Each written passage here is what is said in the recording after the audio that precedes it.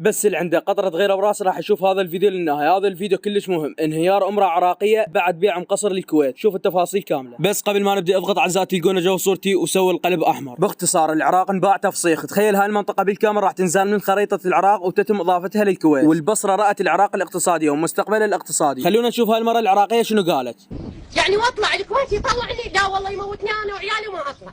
ما بينما اجدادنا وهذا ارض العراق، انا اقول لك لا الطيبين نار اذا واحد يوصلها. والله والنعم من اهل البصره. اكتبوا لي رايكم بالتعليقات. فبعد ما دخلوا الكويت مدينه ام قصر مواقع التواصل الاجتماعي اشتعلت. فهاشتاج ام قصر عراقيه تصدر مواقع التواصل الاجتماعي، بينما بالكويت تصدر هاشتاج ام قصر في احضان الكويت، الكويت العظمى. اكتبوا لي بالتعليقات شنو راح يصير بالنهايه. ام قصر راح ترجع للعراق لو ياخذونها الكويت. شنو تشوفون؟ وبالنهايه اكو تعليق يقول هو البلد صار له سنين مبيوع، بقت على ام قصر، يلا يعيش الشعب العراقي. وبالنهايه الموضوع بقى يمنا ومشاركتنا لهذا الفيديو. فاذا صعد الفيديو ان شاء الله ترجع للعراق. شاركوا هذا الفيديو وان شاء الله خير.